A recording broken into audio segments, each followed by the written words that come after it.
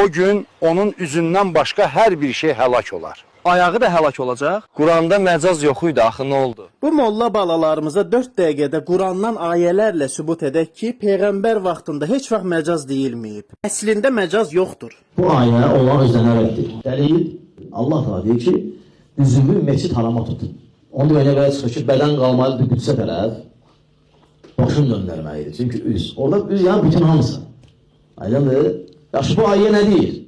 Məcazdır bu ayə. Nə deməkdir məcaz bu ayə? Allah cahildir. Hər şey həlak olacaq, onun üzündən başqa. Əhl-i olacaq ki, onun üzündən başqa. Hər şey yox tərəfində. Bu söz məcazdır, bu söz. Məsələn, bir qol sözü məcazdır yoxsa yox. Lüğət alimləri deyir ki, söz həqiqətini tapır tərkibdə, cümlənin tərkibində. Biz demirik, qol sözü məcazdır yoxsa məcaz deyil, demirik. Deyir ki, qol sözü çox mənalı sözdür. Sən cümləyə qoy, tərkibə sal, deyil nə deməkdir? Qapının qolu. Həqiqətən də qapının qolu olur. Çünki bu şey qol olub, sonra qol sözü düzəlməyib. Qol sözü olub, nə ki bir şeydən yan çıxıb, ona deyirlər qolu. Düz bir şeydən yan alan hər şeyə cənəh deyirlər. Cənəh yəni qanad və qol.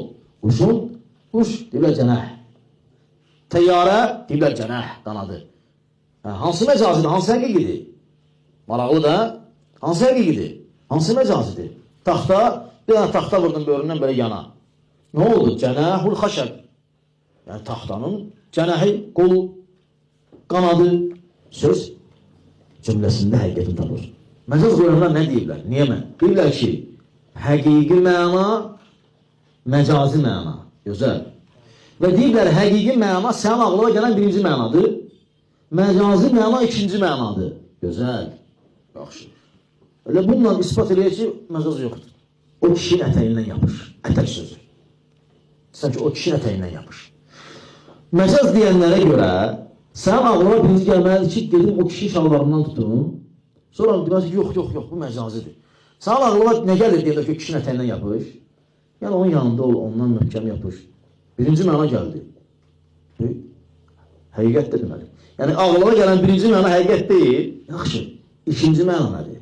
Dağın sinəsi deyəndə sənin gözünə nə gəlir? Sinə insanı iki yerə bölünüb belə, ortadan belə, elə şey, ət belə, elə şey. Yox, dağın sinəsi, səndə təsəvvür yalandır. Birinci məna gəldi ağlıma. Deməli, bu olub, sonra sinə olmayıb, sinə sözü olub. Nə ki düz olub, bir şeyin sinəsi olub, bilər ki, sadır, sinə. Allah deyir, kənddən soruşun, Yusuf surəsində.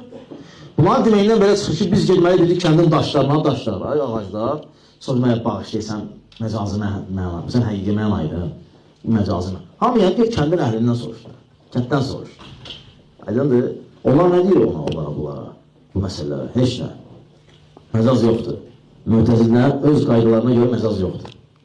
Möhtəzilər öz qaydalarına görə məcaz yoxdur. Əhl-i sünnə və cəmaə sələfdən heç ki məcaz deməyib. Sonra